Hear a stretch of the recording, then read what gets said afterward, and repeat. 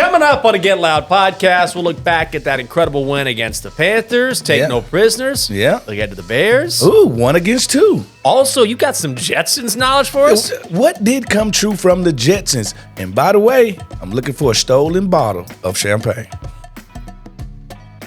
How you doing, guys? Welcome to the Get Loud podcast, presented by Geek, the most disruptive ID in ticketing. A ticket that works. Expect the expected. SeatGeek, Smoot, Jinx. Yes. How you doing, man? I'm doing good. Hey, I'm always good after a win. I can say this, long weekend, man. They flew up 100+ old players, guys I haven't seen in decades. Kudos to the front office and the ownership. I'm talking about it was a Darryl Green weekend, key to the city. Number 28 retired, immortalized forever. It was a great weekend for the young Fred Smoot. How about you, my friend? Everything was great. Had a good weekend with the girl, and then settled in, watched some football. Texas got crushed. That wasn't so Congratulations. good. Did we bet on that? Did we not? We did not. Oh, all right. I still get a steak. I thought we bet a steak dinner on that. No. You tried to slip it in. But it always helps when you have an NFL Sunday and the Commanders looked as good as they did. So we got to get into that. It is your hot ticket presented by SeatGeek, the most disruptive idea in ticketing. A ticket that works. Expect the expected. SeatGeek. Yes. Man, this team. I understand it's the Panthers. Yeah. But 40-7 beatdowns in the NFL. Don't happen. They just don't happen, man. They don't cease to amaze me. We've always heard the next man up mentality, all right, until it get put to the test. All right. The one thing you could tell about this team, well coached in a way where cross those T's, dot those I's, know your place, next man up, do your job, understand what the task is. When Mariota came in there and they didn't change the tempo, they stayed on schedule, they stayed with the same game plan. That's what I like. The one thing I hate about teams when they have a certain type starting quarterback, then they get a backup that's totally different. Then they started, now I got to change my guy, I got to have a game plan for both. We got guys that are spitting images of each other, down to the Heisman trophies and the number 2 picks, down to the running style, to everything. So I felt good about what I seen yesterday. Different guys making plays yesterday. Congratulations to my boy Emmanuel Forbes. You have now added somebody else by the name of Andy Dalton to the Forbes list. Sometime I told you. How about Dante Fowler, man? His first interception goes to the house. Looked like he used to play a little tailback or running back in high school. These are the plays. He's been on fire. All right, he's been on fire. Don't forget that he got a sack also yesterday. So he was one of those guys what I call a game maker and a game wrecker at the same time. Because once he made that play, that put us on cruise control for this. Now Carolina has to be one-dimensional. They have to play from behind. And we've shown that we can play it from in front. And that set them up for failure right there. So, yeah, that's the play that sparked everything yesterday. And how about this? How about, you remember I told you the sun shined over the Fed house? You know, and I told you I've been looking up every game, and I looked up and realized, all right, Darryl Green retirement and the sun just trickling over my face. I said, another day at the Fed house. We won't lose this game. We haven't lost a game there yet. And you know what? Let's be honest. In years past, there's been a lot of opposing fans there. Oh, take over. Not now. Well, come on, can I ask you this, though, G? One thing I did do, because I do a good job of just watching everybody. So as I watch the fan base, Carolina and Washington, you know, they are, you know, because I'm a big Judge Snow fan, they are actually like the stepchild of Washington fans. Because they used to be a part of this fan base before the Carolina Panthers came. Oh, yeah. We had North Carolina and South Carolina. So it's this no hatred. It's no hatred. There's no rivalry. It's no rivalry, but it's kinship. Like, I used to be one of y'all. Like, I seen a lot of people. Down the line. Yeah. We used to know each other a little bit. Yeah. Like, I seen a lot of people looking like, I could have easily stayed aboard this ship. Yeah. But I jumped ship for this. Especially now. Yeah, for this. This is what I did. I seen a lot of people in that stadium contemplating, should I jump on this bandwagon? Should I throw my Panthers gear away and jump on this Commanders bandwagon? Well, here's a message to y'all. In Carolina, near Charlotte, near Raleigh, near everywhere. All right? Seneca, where my people at. It's okay. You can jump on this bandwagon. We are accepting them applications as we speak right now for the Commanders bandwagon. You will always be family to us. Come on, Dench. Come on over. Yeah. Plenty of room. It's early. It's early, man. Plenty of room. We got new merchandise for you. It's everything. Come on, man. We got the young quarterback. I know y'all thought y'all drafted the young quarterback the year before. I'm sorry. We got the come on. It's okay. It's okay. Yeah. I want to ask you about the offense here. And one thing I love, look, this is JD's team. Yeah. But when you talk about the culture of this organization, I think it speaks to the fact that no one wanted to see JD5 go out, obviously. Yeah. But as soon as Marcus Mariota gets in the game, struggles early, and all of a sudden the culture takes over. This is what we do on offense. Yep. This is what we do on defense. Yep. We hustle. We hit hard on special teams. It's not going to change us. It's not going to change. Yeah. And it's not going to change from the player 1 to player 53. All right. John Allen went out of that defensive line, out for the season. Next guy stepped in. Plays were made. You wouldn't have known it. You wouldn't have known it. Like JD5 goes out. Sputtered for a drive or two, which I expected because now the quarterback need to get the feel of the game. All right? Pick up right where we left off. They are saying no excuses. If you own this team, you hold value. All right, when you get a chance to show that value, Jamin Davis. He had a chance to show his value yesterday, all right? Emmanuel Forbes had a chance to show his value. I think they're getting what the coach is laying down. What the coach is laying down is, show me I can depend on you. And if you show me I can depend on you, because that's actually the coach's rule. I was always told this by Coach Sherrill, one of the greatest college coaches of all time, one of my favorites. A coach trusts players. This is how we choose who we're going to play, about who going to keep me my job. Who is going to keep me hired? This, if you want to know the skinny, like it's no favorites. They might want somebody to play over somebody else, but if the other guy continues to make plays, I'm going to play the guy that keeps me hired. So there go your value right there. Well, if you on this roster on the 53, this coach believes that you can keep him and the rest of these coaches hired. And how nice was it to have B-Rob back? He chooses violence every time. I love it. He wakes up. He is the physicality of this offense. They hear Cliff Kingsbury and they think, pass the ball all the time. No. It's a physicality that comes with this, and that's why I hate that he missed that Baltimore game. I want to see us physicality versus physicality, but he is the guy that leans on defensive backs. He is the guy that make linebackers want to give it up in the fourth quarter. He is the one that make D linemen sick. He's the tone setter. Like, it's always a guy on your team that sets the tone. On defense with me, it was London, Shante. They would set the tone with some vicious hit. All right. Well, that's what B-Rob does, but he does it from an offensive side of the ball. And he's literally leaning on these guys. You know what I love, too, is that, and you know this, with any successful team, there are role players or backups. It's never just the starters who step in and do a great job because of injury, giving guys a break. And so if you take a guy like Noah Brown or Jeremy McNichols, guys who step in spots and perform. Most definitely. Let me ask you about some nicknames first. Oh, okay. Do you like Noah Brown if I called him First Down Noah Brown? I like that. That's a good one. Well, his other Brown brother, Downtown De'Ami Brown. Downtown or first down? Downtown or first down. Because De'Ami's going deep. Yeah. Noah's a possession guy. These guys don't think he's fast as he is, and they sitting on him, and before you know it, he's running past him, so they got to reach out and grab him. But, man, listen, the others are making plays. Ben Sinnott, first touchdown. Congratulations. That's a round of applause. I just knew the type. That's polite, by the way. Sinnott. Excellent job. You know what? Nice touchdown, maybe a birdie putt. Listen, when I go to ballets and stuff like that, you had to. Oh yeah, that's true. You had to clap at a certain tempo, at a certain pace. Yeah, you can't say, "Was that a pirouette?" Yeah, hell yeah, you can't do that. No, it's like a golf. It's like being a loud dude at a golf. At golf tournament, like, come on, dude, what are you doing? Yeah, like, what are you doing? No, I understand, but like, you're right. The others, Ben Sinnott, the Brown brothers, I could just keep on naming guys, like guys. Fedarian Mathis. I was just gonna say defensively too. Like, it's just guys that are stepping in, making it happen, and everybody's kind of chomping at the bit. I want my time. I want my time to shine. Like, everybody is like. It's like nobody is scared to be put in this game situation.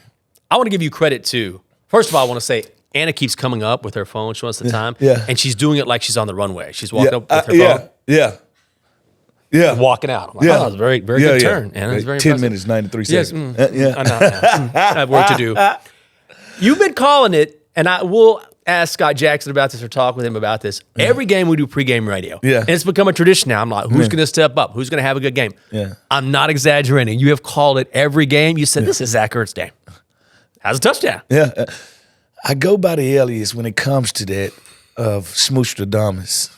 And You made it work. They come to me in dreams. I have a dream every Saturday night of who's gonna be that dude. Do you really have a dream? I have a dream. That Smoostradamus. Like I wake up, oh, what happened? You remember Real Pharaoh blacked out in the old school? That's what I do. And then I wake up from there. Oh, De'Ami Brown. Whatever it is, man, it's been working. It's a feel. Mm-hmm. It's a feel. And I know one thing about it. It's never really with this offense going to be the same dude all the time. It's going to be another dude that steps up and steps in with plays. That's the next man up mentality of this team. And then I looked at the Panthers and I said, where's their strength? I said, their strength is the defensive backfield to me. Now, I was going to say nowhere. Yeah, now that the D-line is hurt, the defensive backfield with Horn, J.C. Horn, and the rest of them go. So I said, oh, they're linebacker. Well, they'll exploit that. Well, who going to exploit it better than the tight ends? The tight ends. So then I say Zach Ertz. That's how I came up to it. So it's a little football science in there, but also it's the nightmare or the dream that happens. It's analyzing the matchups, the teams, and then the dream, the dragon dreams. Yeah. Then it's the dreams that tell me what it's gonna be. Like I'm very excited to see when I wake up Sunday morning. Yeah. Who is it gonna be for the Chicago game? Little analytics. Mm-hmm. A little roster to roster, little smooth-alytics, and dreams. And smooth-alytics. That's a good one, too. Yeah. You got to call us. Leave us a voicemail. Let us know what you're thinking on the landline, 703-726-7419, 703-726-7419. Anna reviews those each and every week, picks out the best of the best. We're going to hear from Anna later on in the show. Bears coming up. Yeah. Bears coming to town. Yeah.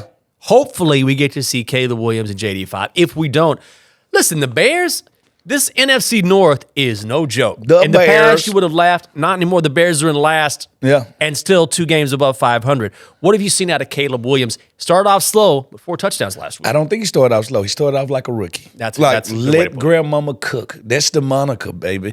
And they had to do that in Chicago, too, because everybody's so instant grit, microwave, think these guys just going to hit this league and dominate. Well, we've seen 2 anomalies, C.J. Stroud and our guy, Jaden Daniels. But other than that, ups and downs. It's just going to happen. They got to learn the speed of the game, the tone of the game. They got to learn how to lead from the pocket. They got to learn how to not do the don'ts. That's what they have to learn, and that's what he's learning. We knew he was talented. We knew he could play off schedule. I told people he could play on schedule better than people think. He just had to lean on his off schedule stuff in college because of the offensive line. Yeah. They are really getting into a groove and can be a dangerous team. They can run the ball. They got a tight end and connect. They can get down the field. They got 3 legit wide receivers. They are a matchup problem for any and everybody. But the one thing about it, we don't want it to be a Cinderella story as the hometown kid comes home because he's dreaming of playing in that stadium probably since he was 8, 9 years old.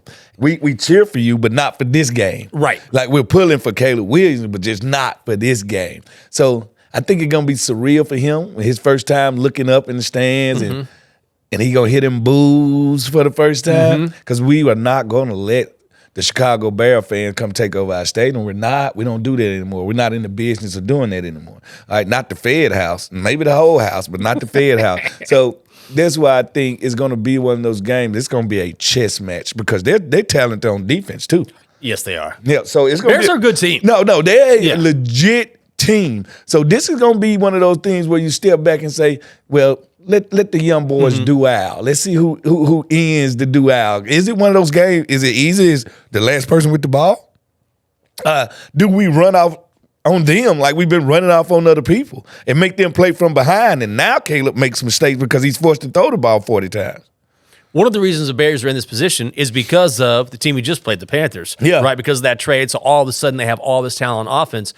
And one thing they did similar to this franchise was when they drafted Caleb Williams, already he has a good team around him. Yeah. And I feel like the Commanders did a nice job of that with JD5 as well. This offense, you mentioned it, a ton of tools Caleb Williams can work with. Swift running man. out the backfield. They got 2 or 3 backs that they can beat you out the backfield. A tight end that can go up the seam. A tight end that can get you yak yards after the catch. You got Keenan Allen, who is one of the best possession receivers. You got him playing inside at the slot.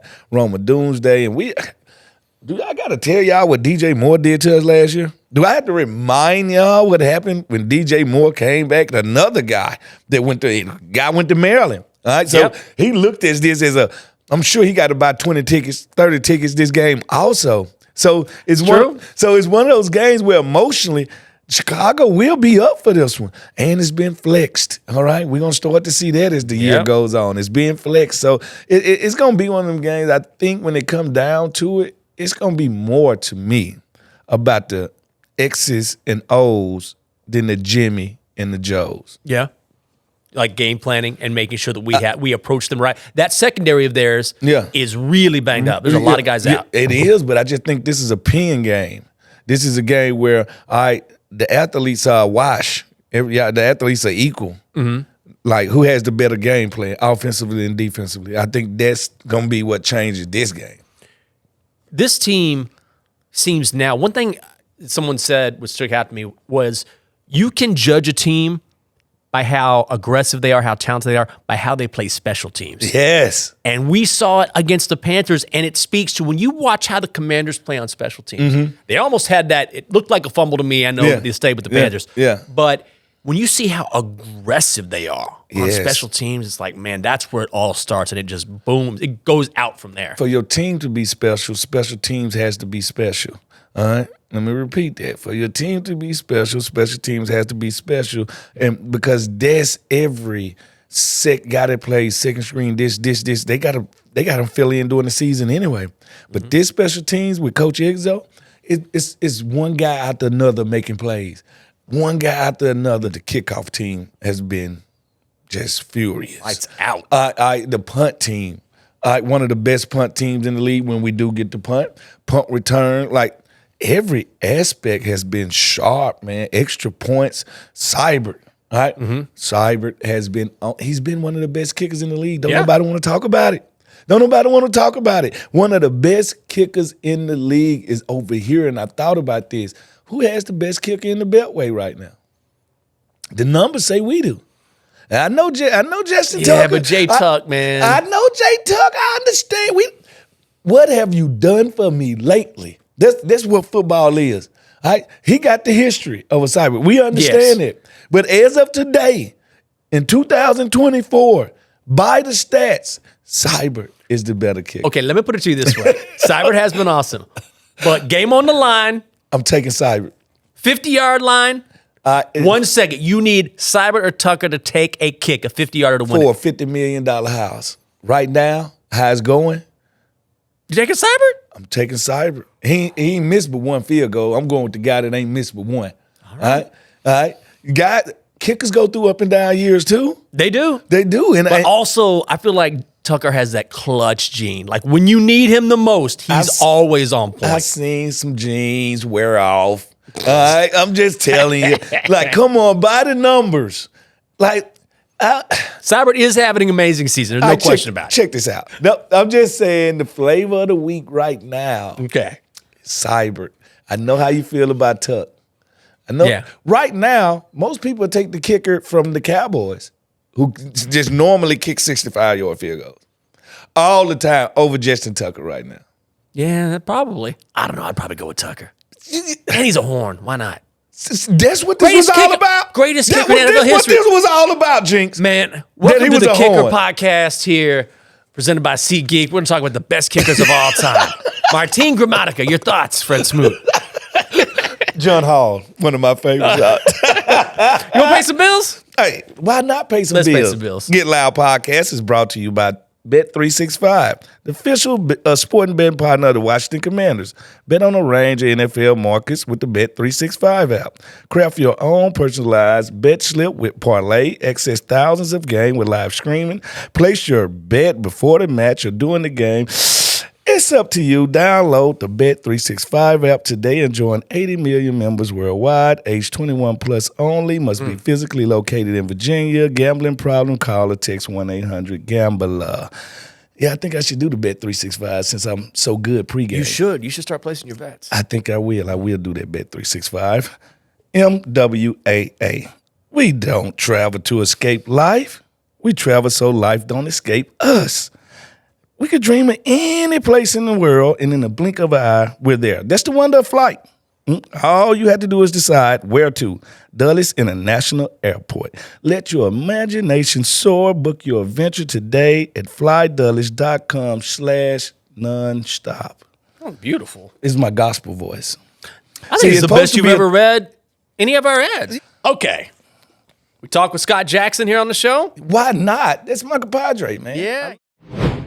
Let's bring in another special guest now. And, of course, it is Scott Jackson, the co-host of the radio postgame show with Smoot. So you guys know each other really well. You've been giving each other a hard time off the air. Man, a long time I've dealt with this guy. You know, when I first started doing the show with him postgame, he had a head full of hair. You would have thought it was the 80s. You know how I know you've been working with him for a long time. And Fred was actually as skinny as a corner back then. It didn't look like a linebacker like he does now. So it was very, very, very different days for both of us, for sure. It's like, yeah, I've been working with this guy for a long time. Scott, but you have been covering this team for a long time, and you're certainly up close and personal as much as anyone. But as a fan, as someone who has been there, are you on the side of, all right, this is a legitimate contender now in the NFC? Yeah, if you look at the way the NFC is playing out right now, I'd say you have to feel that way. And in this division, you certainly have to feel like you can win the NFC East. I mean, the rest of the conference, I mean, as you've seen with what's going on with the 49ers, they've been decimated by injuries, losing games early. The NFC North is crazy. Fred and I were talking about this last night. Chicago's in last place in their 4-2. I mean, it's a weird year for sure. And I think this, the South has played pretty well to this point, with the exception of obviously the Panthers. So I think you've got some competition, in this conference, but I do feel like the Commanders should feel good. I think I checked yesterday with 5-2. Normally is a 75%, rate to get into the postseason. Obviously, that's not a given, but it's pretty dang good through 7 weeks. But you just got to keep doing building every week as they have been. And I think that's an encouraging part as you watch this group.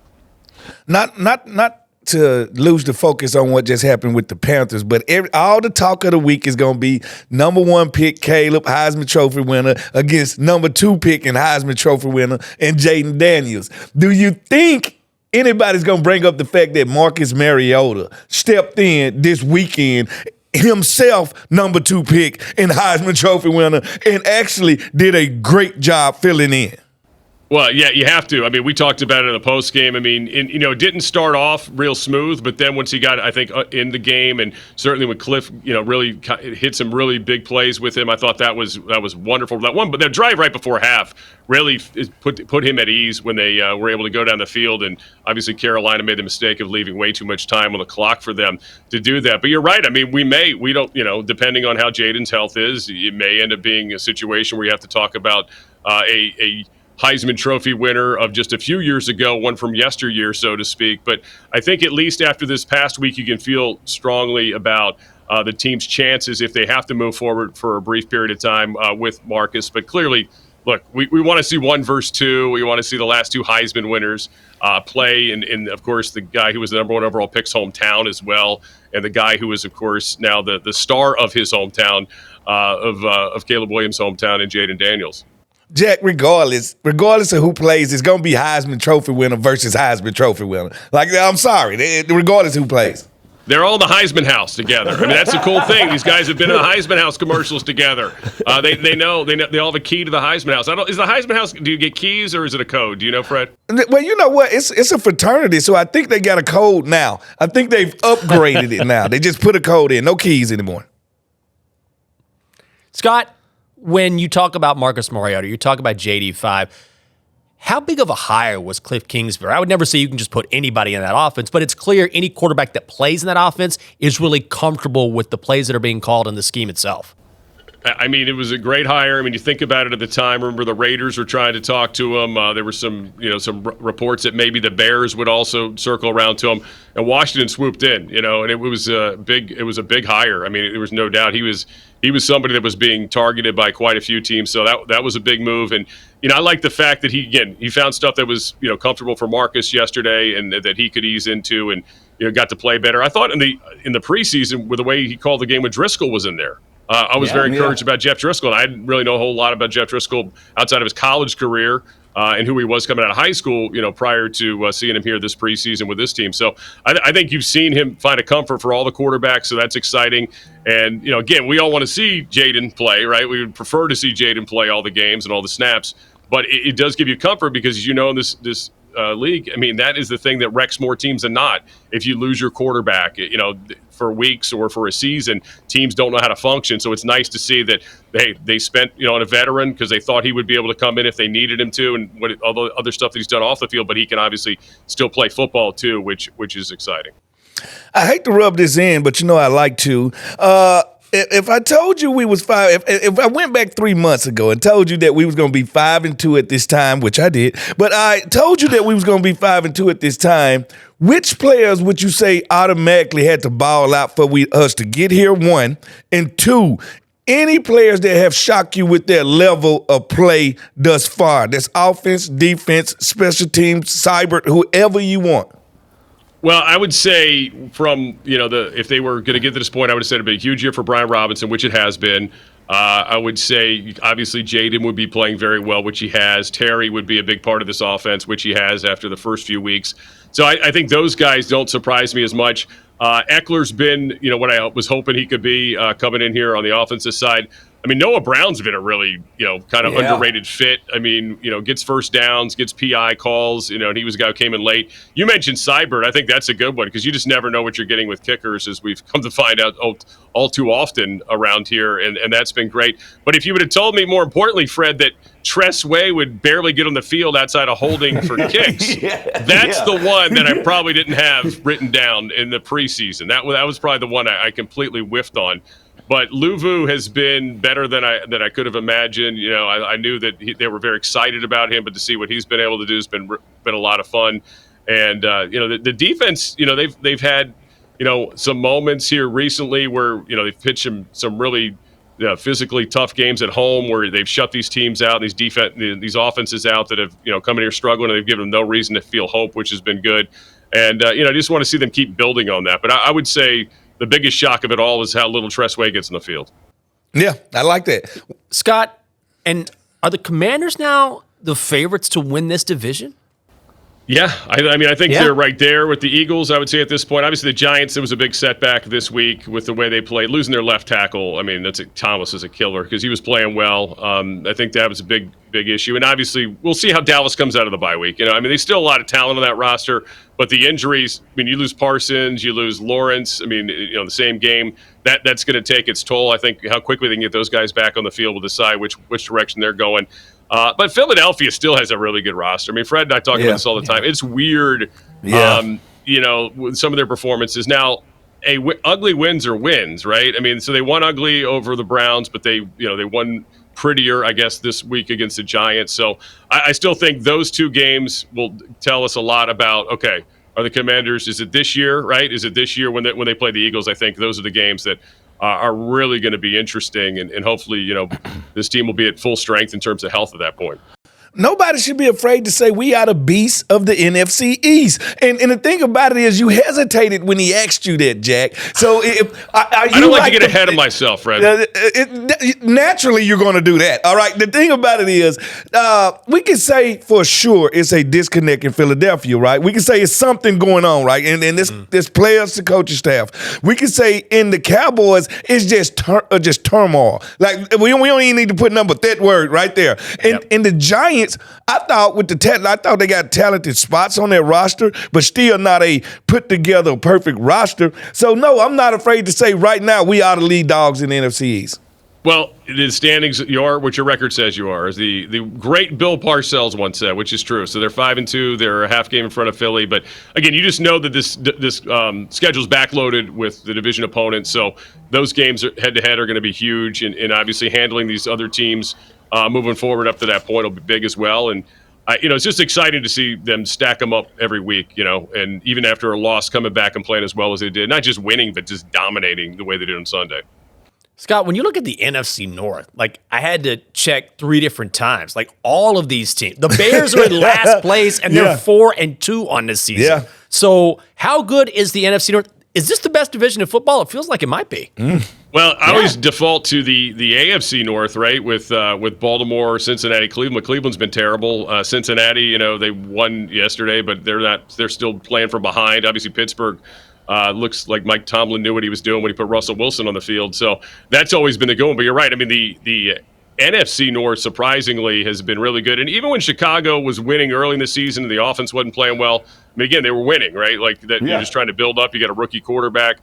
You knew that Green Bay would get better when Jordan Love came back, and they've shown that. And it was a big win for them getting it against the Texans the other day. So I think you're right. I mean, that is a great division. That game between that Fred's other team, the Vikings, could have easily won that game against the Lions. I would have, coming in the year, I thought the Lions were the best team in the NFC. I thought last year they blew it in San Francisco. I really thought they could have won that football game. But, yeah, I would have picked them. And obviously the Niners just had so many injuries now. It's hard to really, expect a whole lot until they get completely healthy, if they can at this point. Well, I'm finna say that's kind of what everybody's at the mercy of right now, Jack, is who's healthy and who's not. And we got a couple of injuries. Coleman went out yesterday, and we have some, everybody going to talk about JD5. Most definitely. We won't know what's going on there until Wednesday. But let's just go and say, what if we do have to go a week without JD5? I know what Marcus showed you in Philly mode. Do you think he could do that for another game against Chicago? And they got a good defense and got one of our former guys in Montez Sweat and a couple of more guys, Johnson at cornerback. Do you think he could fill in and win that game in Chicago if need be? Well, listen, they'll be at home for starters. I think, you know how it is, too. You've played on teams, Fred, with a million different quarterbacks over your career, especially here. Yeah. You sometimes, as a defense, you raise your game when you know you're not at full strength. You understand that you have to play better. I'm sure that defense is excited against a rookie quarterback. I'm sure they're thinking about that and the opportunities there. But yeah, I think Cliff Kingsbury's probably confident enough, and that's why you brought Mariota in here. I mean, you paid him to be the guy if you needed to plug and play him, not just to be somebody off the field as a mentor to Jaden and the other quarterbacks. And I think he showed you that yesterday. So I think if you had to go a few weeks, you could probably feel confident in him. Again, you'd prefer to be moving forward with your number one guys always. But that is the one good thing about what we saw yesterday was I think he got some confidence. They got some confidence in him, so they know what he can do. And obviously they would cater things, more suited towards what he's comfortable with moving forward, too, if that's the way they have to go. Jack, are you ready to concede and say when it comes to pregame prediction, I am the best in the business? Are you ready? Are you ready to concede this? Because yet again, Jinx asked me before the game who was gonna ball out. I said Zach Ertz. Then yet again, I think right now I'm 7 for 7. I don't know. You haven't missed. You have not missed. I say rewind the footage. I don't know. Are you ready to concede that? I know, Jack. Listen. You've had so many L's in the past. I mean, you're so overdue. I used to tease Jenks. I always call Fred. I said he's his generation of former Washington player Sonny Jurgensen because he fixed the team every week, no matter what. Good times, bad times. He was always riding. So he's been wrong for a lot of years. But this year, just like a lot of things, has been magical. I mean, maybe the biggest upset of all things this year, besides Tress Way not getting on the field, is the fact that Fred Smoot has actually nailed some pregame predictions. I'll give him that. I've heard a lot of them, and I hate it because he is Mr. I told you so. Even when he didn't tell you so, he says I told you so. So it's I wanted to tell you so. Right. Now he's actually correct in saying it for once. So it's a little hard to deal with, but we'll go ahead and ride with him if he's going to be correct. That sounds like a concede to me. Pretty close. Yeah, it was close. You got to check him out on the radio postgame show after each and every Commanders game from Craft House Reston. Yeah. It's Smoot and our guy Scott Jackson. Scott, appreciate the time, man. All right, guys, thanks a lot. Enjoyed it. Hey, man. Yeah, he's great. Scotty. Scott's great. But now I need an alumni weekend recap. Before you do that, Yeah. call us on the house phone, 703-726-7419. Now, It was a crime committed. you got to call out this person. I got to call him immediately. out. I'm doing an investigation right now as we speak. I got a couple of guys that I already got on piece of paper as culprits because I know their motives. You got to tell people what I know. happened. This is what happened. We had a big gala for Darryl Green and the rest of the 100+ guys that came here, and it was just first class. So while we walking in, they having these custom champagne bottles made with any words you want put on them. So you know me, big Game of Thrones guy. Yeah. So I said, on my bottle, I want established in 1776, House Smoot, fifth of his name, Targaryen elixir. Oh, wow. Right? That's very specific. Very specific. So I'm like, you know what? I can't wait to get my bottle when we leave. Yeah. Because I'm a stash it at the bar, at the house. I'm really going to cherish this bottle. So I walk back up to get my bottle, and the lady has a look on her face. She sees me coming. Mm-hmm. So me, myself, I'm like, oh, what's going on here? So I get to the table. She said, I'm sorry, but your bottle was stolen. I was like, come on. This can't be real. I like, come on, this can't be real. She's like, yes, I hate to tell you this. Somebody has stolen it. So I started to look around. And as I looked around, I started to see people. I seen Robert Royal over there just giggling and laughing. He was having a conversation with Rock. Cartwright had me thinking a certain way. See my old teammate, Ife Elote. And I was like, it could be him. It's been a while since I seen him. I saw Gary over there smiling, but I know Gary don't drink. Gary Clark? Yes. So then I kept on looking around the room for more corporates. I looked at Doug Williams. I'm like, yeah, quarterbacks can get down and dirty also. All right? As I continued to look around this room, it was just more guys just start collecting on this, who could this be? So then I left there and went to the bar to spark some conversations about the bottles. How did y'all bottle come out, guys? A lot of guys like, yeah, man, mine was this. I was looking for the people that wouldn't say anything. Just keep it quiet. I just keep quiet. So I'm like, could it be Joe Jacoby? No, Joe wouldn't stoke that low. Is it another Joe? Could it be Joe Theismann? No, Joe. You've been a practical joke your entire career. And so that's what I'm saying. It's like somebody was like, I'm going to wait. It's time to get him. So then it was like, I know the number one culprit is Raven Caldwell. But I know Ricky Sanders also can be a joker too sometimes. So I was like, you know what? It's endless opportunities for these guys. Yeah. It took me like 45 minutes. I didn't come up with too much because nobody really wanted to talk. But then the lady came back and approached us and said, we're going to make you a new one. Oh, really? They made me a new one. So I do have some of that Targaryen juice at home. All right? So it stressed me out for a minute. I was really mad.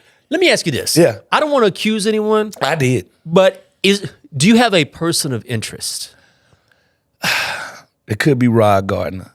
Me and him got drafted together. Could be Darnell McCants. I feel like you're going down the whole roster. No, listen. I've scarred so many guys that I like, and then the old guys, I got a relationship with them too, and I talk a lot of trash to them. So it's just like one of these dudes when you've done so much. Yeah. You don't know where the violence could be coming from. Are you offering a reward? I am offering a reward for any of my ex-teammates to snitch on our former teammates to tell me who has my first bottle, because now it's 2 annual bottles. Oh, wow. Of this 1776. All right? I want my bottle back. And if you get any information, you can leave it on the house phone. You can tell us. You can text me, whatever it is. But this is the great mystery of the 2024 reunion, alumni reunion. Because I saw a lot of guys, could have been Champ Bailey, Champ Earl, my old room, my running mate. I can see right now me going in his basement, and it's just right there. It's just right there. I know I'm going to go in one of these guys' basement, and it's going to be right there. It's just going to be sitting right there. I'm going to figure out who it was. Okay, let me ask you this. I don't know what this means. Fred's Tailgate Bonanza. Yes. What is this? Hey, listen, this is what's going to happen. I started it this week for the alumni. I went round to Tailgate. Oh, yeah. And let him take you through what he puts into tailgate, Which is a ton. It was a ton. How serious he is about his menus, how themed they are. Like if we playing the Eagles, he'll do pheasant and goose and all kinds of stuff. Like it's very detailed, and just the pleasure fans get for being there that early before the game. The beer culture, the cornhole culture, the contests, like everything. And he feeds so many people. So I wanted people to get it firsthand. So we like, let's take it to the next level. Okay. So now I'm going to come before the game to multiple tailgates because I want to do the investigation to see who has the best tailgating culture of all time. Yes, I'm going to label somebody the best tailgate at the Fed house. I want to know who is the best tailgate because right now people say tailgate Ted. But no, I want to investigate a little lower than that. I want to go all around because I know one people, they have a group, they got a couple buses that they park. I'm going to go all around the parking lot before the game. I want to see who has the best. So, hey, for the Chicago Bears game, pull out your best tailgate. I'm talking about your best because I will be grading, and I'm not grading on the curve. I'm grading. This is the best idea I've ever heard to get food. Right before I'm on live radio. Right before I'm on live TV. Like, so listen, it's a rite of passage. You have to tailgate. Like, because guess what? Tailgates, they do more than just feed people. It's the youth with It's their the parents. community. It's the youth with their parents. Like, they'll never forget. I went to the game with my parent all the time and we tailgate. Now I do it with my kid. Like, it's one of those things. Yeah. It's handed down. It's a rite of passage. So yes, I am going to uncover the best tailgate at Fed House. I can't wait for that. You should do it with me. I don't know about I don't worry about you on the air. I worry about me on the air. You know? Hey, listen, I've got beer thrown on me in the middle of the game in Green Bay when I Lambeau leaped. And you were like, Bring it on. They threw number Milwaukee's best all over me, and I just showered in it. That don't hurt me, all right? I'm fine under those circumstances, so it's going to be all right. We're going to have a great time. call us on the landline. If you know where this very nice bottle of champagne is, Please tell me. if you've got a great tailgate, My name is on the bottle. you'll know it's Fred's because it has his name on it. On the bottle. It's 703-726-7419, 703-726-7419. How diabolical do you have to be to do that? You Here's know the that- question. Are they planning on giving it back? No, they're not. You think they'll just keep it? I'm sure that I get a picture sent to my phone of this bottle. From a It's- burner phone? that says if you ever want to see this bottle again, you need to pay this ransom. I'm sure I'm going to get it in a tread, and it'll be about 20 people on the tread, so I don't really know who it's coming from. All I can say is just diabolical. It's a picture. It says like Reston Town Center, 2 a.m. Like, what is this? what are you doing? Yeah, 7-Eleven, 2 in the morning. Meet me by the hot dog stand.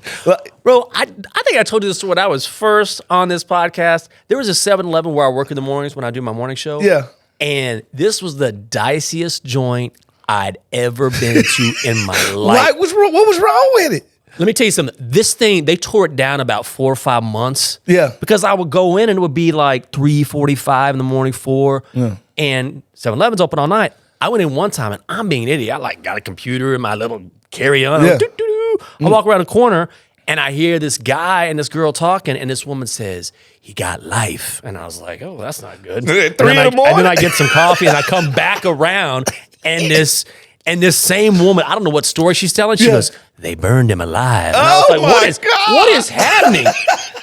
And then the guy checking me out looked at me like, "What are you doing here?" Yeah, like you don't fit in here. Yeah, and so I'm like, "A cup of coffee, sir?" And he goes, "All right." I mean, like my grandma said, if you knew better, you'd do. I know. Sometimes I don't know better, man. Yeah, I Sometimes I'm an understand. idiot. I know it. Like, call me at these sketchy times, man. I'm Yeah, here for I you. got to do that. I would have said, get the Sharpie. Yeah, get the Sharpie. Get the Fred, I Sharpie. need your help. Get a Sharpie. Yeah. No, I need you. No. Get a Sharpie. Get a Sharpie, man.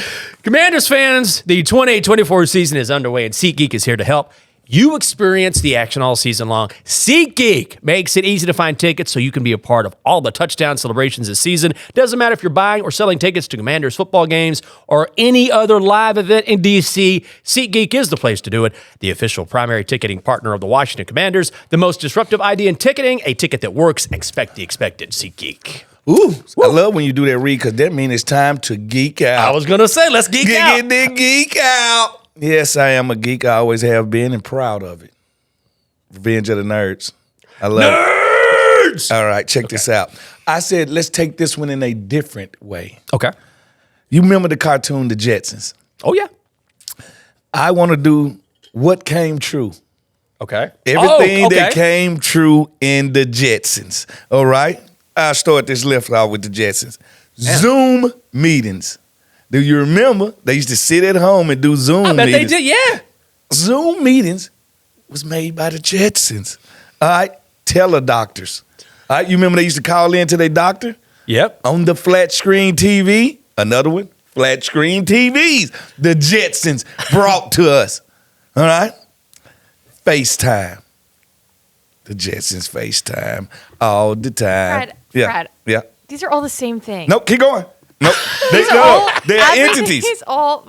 No, they are When entities. you start talking, Anna goes, Yeah. Because she ain't watched the Jetsons. I am. Do you know how young Anna is? I watched them. Yeah. young. Yeah, But I'm finna say. the last three things that you said, this sounds a lot. All right, let me switch it then. Online classes. That's over Zoom. But it's online classes. These are different things. All right. What about this? Rosie the robot. You know Elon Musk just made the robots, right? So we got Rosie. I now. saw those. Those Yeah. things are terrifying. Yeah, by the way. they look like Terminator, Yeah. by the way. All right. What about this one? Roombas. You know the thing that goes yeah. around and flows, clean up the floor? It was on the Jetsons. Ain't that Was it? different, Hannah? Okay, yeah, I'll give that one to you. All I'll right, give that all one to right. you. Talking alarm clocks. They had them in the Jetsons. Wake up, Fred. How many Jetsons You're did about you to be watch? late. I watched all of the Jetsons. All right. Drones. They had Oh. the drones delivering food, remember? Oh, that's right. And the Jetsons. All right, we got those. What about flying cars? Oh, you know they're here now. You can get a taxi right now. Where? Basically, drones. Aren't those experimental, though? No, they are already doing it in certain countries. What? The one thing about it, the flying car is only an enlarged drone. So think about the spec of a drone. They make it larger, and that's the flying car. How do they? My question when it comes to flying cars or Yeah. these larger drones is how do you make them abide by certain rules that don't exist or need to exist to make sure everyone stays in order? First of all, people don't abide by the rules on the ground. All right, so That's what I mean. So they're So not. they already don't do it on the ground. Imagine you get them in the air. As long as it ain't a Tesla driver, because they don't respect anybody. All right, let's start there. They don't respect anybody. But I'm not finished. It's more stuff that they okay. got. The smartwatch. Oh yeah. You remember the smartwatch on the Jetsons? Yes. Yes, they did have a smartwatch. And space tourism. It's here. Space tourism is here. It's That's here. right. And they had it. So there goes some of the things that the Jetsons said. So now, anything that shows that you didn't watch now that you think these things gonna happen tomorrow. One I could bring up is Westworld. You ever watch Westworld? Oh yeah. Mm-hmm. I think things off of Westworld could happen where they got the robot theme parts and Yeah. all that type stuff. So I think Westworld is pointing us in the right direction right now. Would you ever want to live on Mars? No. Yeah, me neither. How about we take care of the house we got? Amen to that. Actually, if you really want to know, the one that's more comparable to us is Venus. But Venus has shown you what happens with the extreme global warming. Yeah. So everything that's happening on Venus right now is called global warming. They just sent a pod or an exploratory spacecraft into space that's going to orbit Io eventually. Io. Yeah. Yeah, Which that's is one of small Jupiter's moon. moons because Yeah. they think there's water below the Yeah, surface. it is water below the surface. So it's a couple of moons out there that's just pretty good. Yeah, Europa, That's I super. think, is one. Yep. So at the end of the day, yes, most definitely. Anything else we should geek out about? I mean, that's a good one. Hey, you know what? Because when it hit me about the Jetsons, I was like, man, they fed us that as a kid, and now as a grown up, we are regurgitating it into real life. So the kids that was watching the Jetsons made the smartphone. All right, they made the tech that we're using right now. So that's why I say, what are we investing into now mentally Yeah. that our kids gonna pick up on and say, well, I'm gonna bring it to reality. True. It might be the Star Wars laser. The lightsaber? The lightsaber. Might be next, because we got lasers. Anna, would you like to come in here? Yeah. How you Why doing? not? Oh, good. How are you? I'm good. Good to see I you. was good till you shot down most of my Jesse things and say they're all the same, but they're not. I'm sorry, Fred. I'm so sorry. I also realize why I get so relaxed and chill in here. It's because I have this very comfy seat. Yeah. It's quite nice. Well, I always look over, And I it's see in my dark. peripheral vision, I'm like, Anna's so bored right now. I'm You're just- just like, Just listen to get old it over men with, talk. guys. Get it over with. Yeah. I'm listening. All right, we ready for some voicemails? Yeah. Yes, we are. All right, well, first off, Traveling Jay called in. He's in Austin, and he said he asked people if they knew you, Jenks. Oh, and he God. said no. No, I was 20 years ago. But, you know, I maybe like you have to that, go back. Traveling Even if I Jay. were there, they would Way know. to throw Jinx under the bus, Traveling They Jay. asked about you, and no one knows you. Just anyway, imagine- just thought I'd throw that out Just there. imagine him going into the local McDonald's. Hey, do you know Michael Jenkins? Which is a name that everybody should know of Michael Jenkins. You should know a Jenkins boy. I do. I know plenty of Jenkins boys. I'm from Mississippi. There's tons of Jenkins boys everywhere. I know a legit Michael Jenkins. I grew It's up with a pretty Michael common. Jenkins. Yeah. That's what I'm saying. It's hard for people not to know a Michael Jenkins, Yeah. but I just imagine him just going place to place. Do you know a man. Jenkins? That's embarrassing to think about. No. Well, I'm done asking these questions. Yeah. All right, we ready for another voicemail? Yeah. All right, here we go. It's smooth. So I'm watching your podcast, and you said something about Darryl Green and how folks timestamp themselves with Darryl Green. And I'm the prime. I'm 52 years old. Been a Skins fan my whole life, but it wasn't until Darryl Green intercepted that ball in that playoff game against Chicago and ran it back. That was solidified moment of my fandom right there. Once I seen that, it's the Redskins / Commanders for the rest of my life, and it's gonna be like that till the day I die. And to the Commanders, y'all keep doing a good job. God. I get it. I've told people this weekend, we are all time stamped by Darryl Green, and we are what I call Darryl Greenians. All right? That means you're a part of what it means to be a part of this organization. And most people always timestamp their stuff by when and what Darryl was doing at that time. Yeah, everybody should. If you guys have a moment that Darryl Green impacted your fandom in the team, definitely drop those in the comments. We'd love to hear them. And then we got one more voicemail, if it'll play. Jinx, Snoop, and also funny dudes, man. This is great. DC, I would want to fight Teddy Roosevelt. He was the most athletic president. He wrestled, rode horses, he boxed. So I think I could take him out back in my younger days. Let me know what you think about Teddy. Fred, Jinx, y'all are the best. Later. Appreciate you, man. Didn't Teddy Roosevelt, didn't he wrestle a bear? Am I mistaken? I think there's like a famous story about that. Yeah, I thought he wrestled a bear, but he's not the only fighter that was a president because Abraham Lincoln, he was a bare knuckle boxer, wasn't he? I honestly don't know. I think John Adams was kind of ruffian himself. All right, we didn't had a couple of guys that was like Navy generals and stuff like that, right? You know they kind of rough. Who is the softest? The softest president? Softest. Remember Grover that? Cleveland? Wasn't he? Grover? You gonna throw Grover under the bus? Who was the president who got stuck in the bathtub? Was that Grover Cleveland? That's what I was thinking of. Was it Grover Cleveland? Did he get stuck in the Someone got bathtub? stuck in Yeah. a bathtub. Was it Yeah. at the White House that he got stuck in the bathtub? But any bathtub you get stuck in is not great. How did you get stuck in the bathtub? Did he fall in the big tub? dude. he was just Big dude. He was just.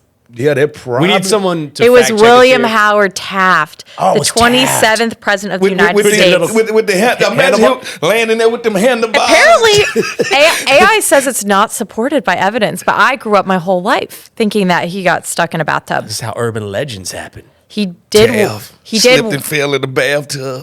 Well, he weighed over 300 pounds. I don't know if he fell I in got there. 300-pound friend don't slip and fall and get stuck in bathtubs all the time. Oh, wait, hold on. He was a Yale heavyweight wrestling champion, and he was known William for Howard his. Taft? Yes. Listen, we had some of the roughest guys, roughest Americans, turn out to be. He was like the president. King Kong Bundy of presidents. That's what I'm telling you. Like, I love to see the all-out brawl of the presidents. And you think Abe is coming out on top. I think, honest Abe.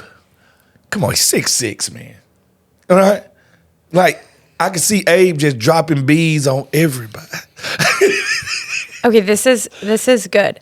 So the story is like it was like a funny rumor, apparently, in that it took 6 people to pry him out of the bathtub. However, the actual bathtub story about William Howard Taft is that he had a custom-built bathtub installed in the USS North Carolina, and the tub was 7 feet 1 inches long, 41 inches wide, and weighed 1 ton. A 1-ton bathtub? What was it made out of? Lead? I don't know. 1 ton. God. And they put it on they put it on a They put it on battleship. a battleship. You don't need to be taking no bath during a battle. Taft. Hey, we have to uncover these presidents and uncover everything about Wait, them. hold You on. boys carry out the plan. It I'm going was to go more take a of a bath. hot Yes. tub. It was more of a hot tub. It's overkill. Come on. So it was a hot tub on a warship. On a warship. They said, oh, what? Man your battle stations. I'm going to the hot tub. But No. it's Blackbeard. Don't worry No, about it. no, it was just a bathtub. Never mind. It could fit several. Yeah, no, just. Oh, just a this is where bathtub. rumors get started. It could fit several people. Yeah. Oh, here we go. Oh, sailor. Taft. So Taft has turned out to be a tougher guy than we thought. The heavyweight champ. Yeah. I wonder would our caller be able to take out Taft, because he really got out to the old boy and said he'll take him out, right? Oh, Yeah. Theodore. I guess Or so. was it Franklin he said he'll take out? He said Teddy Teddy. Roosevelt. Teddy. Teddy Roosevelt. Teddy was a ruffian. That's what I have such a weak spot for, like presidential history. I'm not great Oh, at it. no. I love it. I like it. I'm just not good at it. Yeah, because it's kind of like if you don't refresh your memory, Yeah. you don't need it. Like, unless you're going on Jeopardy and stuff like that. Yeah. See, I like to watch Jeopardy every day. That's my thing. So Oh, yeah, yeah. to be able to keep up and win Jeopardy, I need to keep fresh on my knowledge. That's why I follow all the weird fact pages and stuff like that, because it'll pop up and be, oh, yeah, I remember that.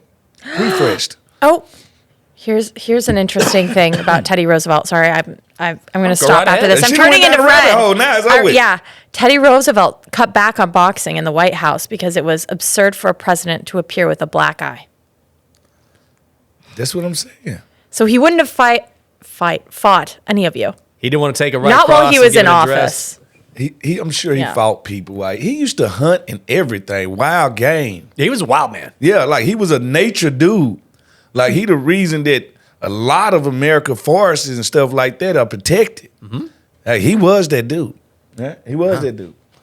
Learn something new every day. All right. I'm Yeah, glad who we else? solved the William Howard Taft bathroom Mystery. quandary. Now the only mystery is, where's my bottle of wine? I mean, champagne. We got to figure it out, man. We really do got to figure it out. Any more calls, Alan? That was all this week. Oh, I thought Don't we had forget to leave Traveling us. Jay, but you Oh know. no, I got his call a little No, too that was last just to minute. throw me under the bus. Oh, I was just like, we talked Oh. to Traveling Jay. Nobody's ever heard of you. Anyway, moving on. Yeah. Don't worry about it. We'll get Traveling in touch Jay, with you soon, I Traveling Jay. By the way, I got a present for Traveling Jay, since he's been such a great fan. You've been of the talking show. about that. I know. Yeah, Traveling Jay, I'm going to gift you 2 tickets to the Pittsburgh Steelers game for you and your son, courtesy of Fred Smoot and the Get Loud podcast. So you got loud, we gonna give loud. That's what's up. Good man. And We'll I'll be- throw in a free bath. I'll figure it out, man. That's good for the Get Loud podcast, presented by our good friends at SeatGeek. That's Smoot. I'm Jinx. Hey, give this man his champagne bottle back. For the love of God. He's Diabolical. Just, come on. Come on, guys.